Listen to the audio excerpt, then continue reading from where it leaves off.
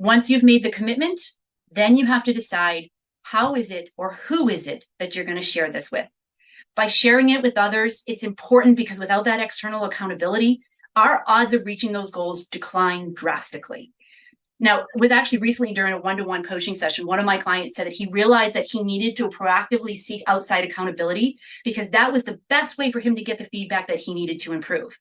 If he could trust himself to do it on his own, then he already would have, he said. Seeking accountability is not a weakness. It's actually how the strongest among us get to be the strongest among us. I have interviewed and talked with Navy SEALs, FBI directors, CIA behavioral analysts, firefighters, EMTs, and the one thing that they have instilled in their training is it accountability to not just themselves, but to the team and themselves around them.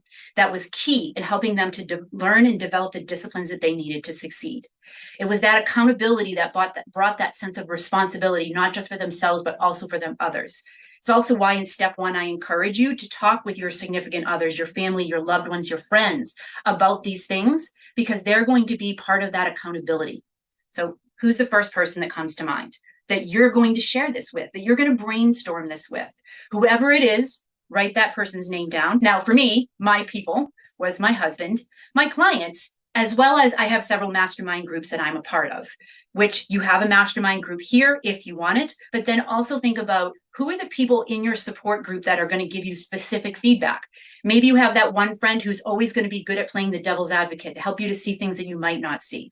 Or maybe there's going to be times where you need encouragement and a warm hug. And so you know exactly who that person is that's going to be able to give that to you.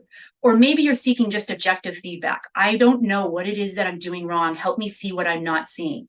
Someone who can ask you the questions that need to be asked that you haven't quite figured out yet. You get to decide who you're going to share this with and who's going to be in your support group.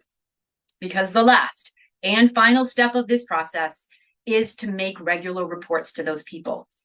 Daily, weekly, monthly, quarterly, you get to decide, but it needs to be on a consistent and regular basis. I personally recommend doing it at least weekly because a lot can happen over a few days and a lot can happen in a week. You could go from having 0 clients to having 15 clients in a week. How are you going to handle that? Those are the types of things that you want to ask when you're meeting with someone to make your regular reports. What have I learned? What have I struggled with? What have I failed at? Where's the wins that I can accomplish and celebrate? And what are the things that I need to do next? Having that group that you can make those regular reports to is key. The other reason that it's important is the laws of social influence, which basically states it's the people that you surround yourself with, that's the level at which you will rise to. I can honestly say that there are people in my life who will always challenge me to get to that next level. And then there are other people in my life who I don't spend as much time with simply because they're going to bring me down in the negativity or something else that's not going to help me to be a better me. Those are the hard decisions that you might have to make. You may find as you grow that there are relationships that either you grow out of because they don't grow with you and they just kind of fall to the wayside. And that's okay. That's something to be expected when we want to change ourselves.